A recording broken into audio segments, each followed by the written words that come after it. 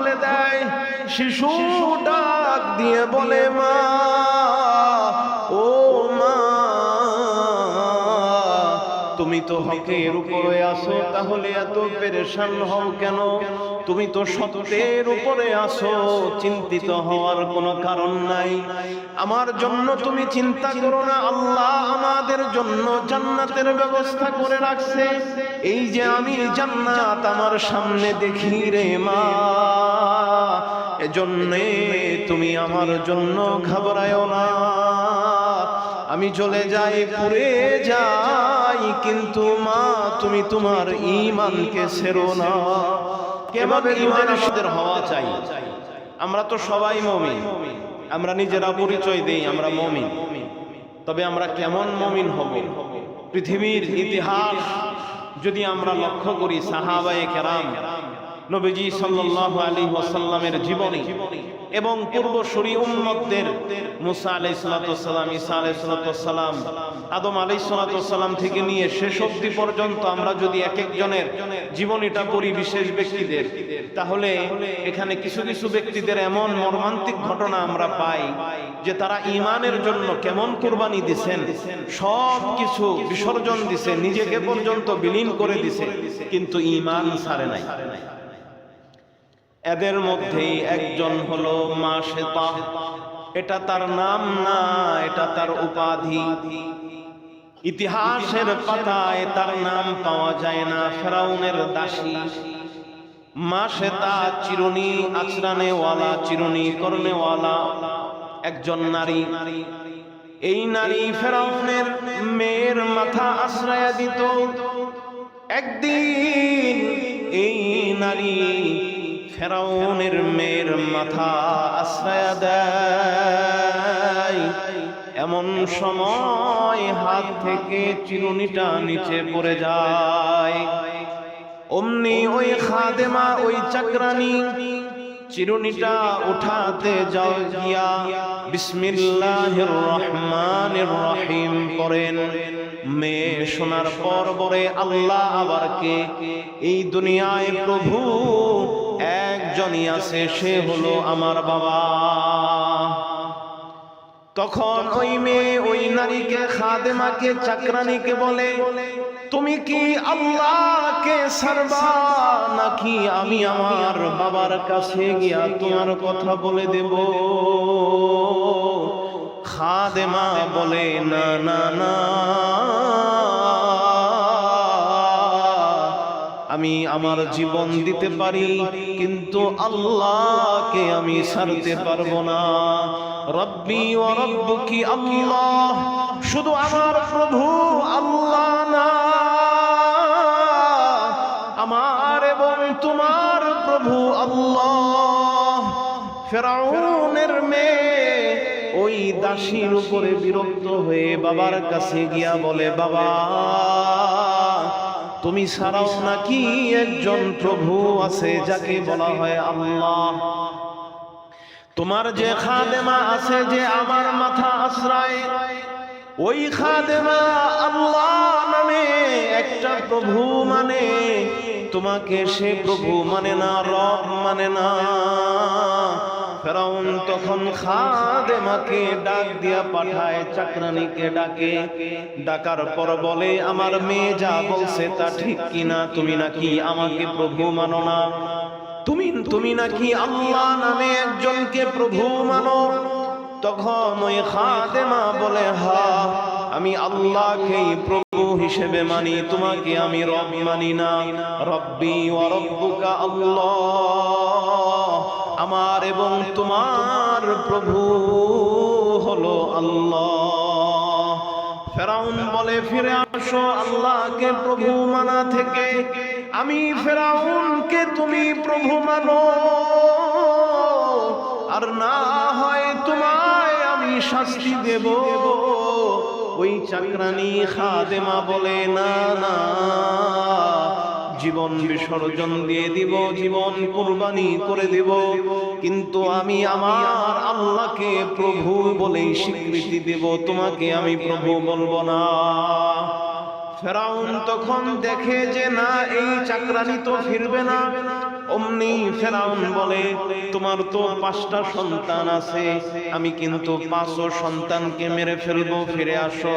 ওই খাদেমা চাকরানি বলে, 5 সন্তান কেন, আমার 1000 সন্তান আমি কুরবানি করে দেব, কিন্তু আমি তোমাকে প্রভু হিসেবে মানতে পারবো না।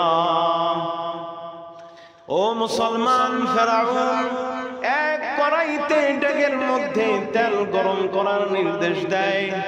তেল গরম করতে থাকে, প্রচন্ড গরম যখন হয়ে যায় তখন ফেরাউন তার সৈন্য বাহিনীদেরকে আদেশ করে, এই বাদীর যতগুলো সন্তান আছে 5টা সন্তানকে নিয়ে আসো।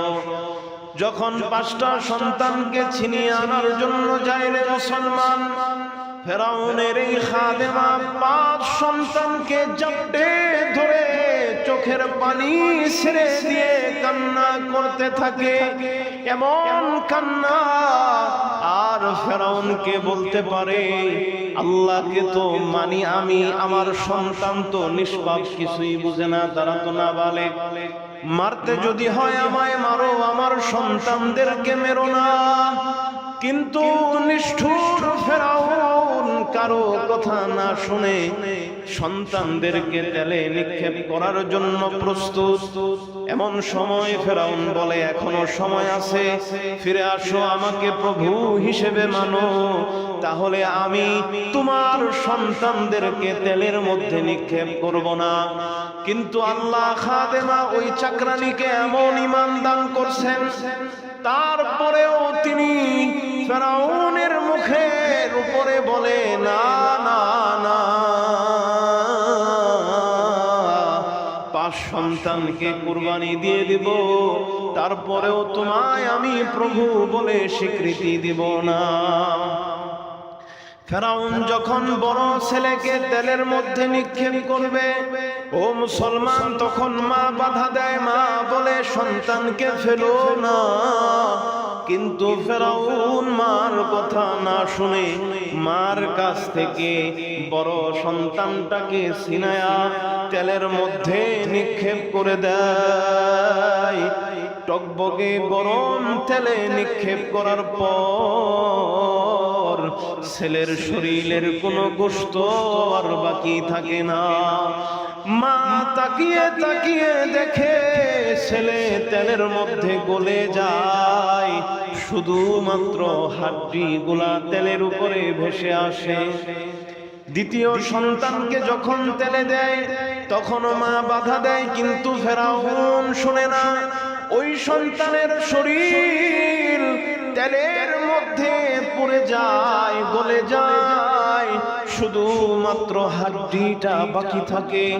এভাবে পরপর সব সন্তানকে ফেরাউন তেলের মধ্যে নিক্ষেপ করে। যখন ছোট সন্তানটাকে তেলের মধ্যে নিক্ষেপ করবে, এমন সময় মা ছোট সন্তানকে নিয়ে পালিয়ে দৌড় দিয়ে অন্য ঘরে চলে যায়। দুগ্ধ পোষ্য শিশু, দুধের শিশুটাকে মা স্তন্য বের করে দুধ পান করাইতে থাকে। আমার সন্তানকে আমার থেকে ছিনায়া নিবে। মা অন্য ঘরে সন্তানকে দুধ পান করায়। এমন সময় ফেরাউনের সৈন্যবাহিনী এসে মায়ের বুক থেকে, কুল থেকে দুধের সন্তানকে যখন টান দিতে থাকে, মা বলে সন্তানকে ভালোভাবে দুধটা পান করতে দাও, আমার এই দুধের শিশুর কি অপরাধ, তাকে কেন তোমরা তেলের মধ্যে দিবা, ও কি বুঝে? অন্তত আমার এই দুধের শিশুটাকে তেলের মধ্যে না দাও। ও মুসলমান, ফেরাউন তারপরেও মায়ের চোখের পানি, এই আর্তনাদ শুনে তার দিল নরম হয় না রে মুসলমান। ফেরাউন এই দুধের শিশুটাকে ছিনায়া নিয়ে যখন তেলের মধ্যে নিক্ষেপ করবে, মায়ের মনে ভালোবাসা তখন টগবগ করতে থাকে। মায়ের মনের ভালোবাসা তরঙ্গে ঢেউয়ে তখন ঢেউ উঠলে ওঠে। এমন সময় মা ঈমান হারা হয়ে যাবে, বলবে যে ঠিক আছে। অমনি আল্লাহ ওই শিশুর জবান খুলে দেয়। শিশু ডাক দিয়ে বলে, মা, ও মা, তুমি তো হকের উপরে আসো, তাহলে এত পেরেশান হও কেন? তুমি তো সত্যের উপরে আসো, চিন্তিত হওয়ার কোনো কারণ নাই। আমার জন্য তুমি চিন্তা করো না, আল্লাহ আমাদের জন্য জান্নাতের ব্যবস্থা করে রাখছে। এই যে আমি জান্নাত আমার সামনে দেখি রে মা, এজন্যে তুমি আমার জন্য ঘাবড়ায়ও না। আমি চলে যাই, পুড়ে যাই, কিন্তু মা তুমি তোমার ঈমানকে ছেড়ো না। এভাবে দুধের শিশু মাকে এই কথা বলার পর মায়ের ঈমান আরো মজবুত হয়ে যায়। তখন ওই দুধের শিশুটাকে তেলের মধ্যে নিক্ষেপ করে ফেরাউন। দুধের শিশুটার মাংস গলে যায়, শুধুমাত্র হাড্ডি বাকি থাকে। শেষমেশ যখন ওই মহিলা বাকি থাকে, ফেরাউন চিন্তা করে, মনে হয় এবার এই খাদেমা চাকরানি ফিরে আসবে ঈমান থেকে। কিন্তু না, যখন তাকে বলা হলো এবার কিন্তু তোমায় তেলের মধ্যে আমরা ঢেলে দিব, তখন ওই চাকরানি বলে, আমাকে হত্যা করো, মেরে ফেলো, কোনো আপত্তি নাই, কিন্তু আমি ঈমান ছাড়ব না। এই চাকরানিকে তখন যখন ফেরাউন তেলের মধ্যে নিক্ষেপ করবে, অমনি এই চাকরানি ফেরাউনকে ডাক দিয়া বলে, মালিক, ও আমার মনিব, দুনিয়ায় আমি 5 সন্তানকে নিয়ে এক ঘরে বসবাস করছি। 5 সন্তানকে নিয়ে রাতে আমি খাটের উপরে শয়ন করছি। আমি 5 সন্তানকে সব সময় আগলিয়ে ধরে থাকতাম। 5 সন্তানকে আমি সর্বদা জাপটে ধরে রাখতাম। আমার একটাই আবদার আপনার কাছে, আমাকে যখন তেলের মধ্যে নিক্ষেপ করবেন, যখন আমার হাড্ডিগুলো ভেসে আসবে, আপনার কাছে আমি আবেদন জানাই, আমার 5 সন্তানের হাড্ডি আর আমার হাড্ডি একসাথে আপনি কবরে দিবেন। দুনিয়ায় যেমনে 5 জন আমরা একসাথে থাকতাম, 5 সন্তানকে যেভাবে আমি জাপটে ধরে ঘুমাইতাম, যেন কবরেও আমি আমার এই 5 সন্তানকে নিয়ে একসাথে থাকতে পারি। এজন্য একটাই আবদার, আমার সন্তানের হাড্ডিগুলো আমার হাড্ডির সাথে এক কবরেই দাফন করে দিয়ে। আল্লাহু আকবার। এমন ছিল ঈমান। ফেরাউন যেহেতু এই ওয়াদা করছে, এজন্য খাদেমার হাড্ডির সাথে সন্তানদের হাড্ডি এক কবরের মধ্যে দাফন করে দেয়। এই ঈমানকে লক্ষ্য করে আমাদের ঈমানকে এরকম মজবুত করতে হবে।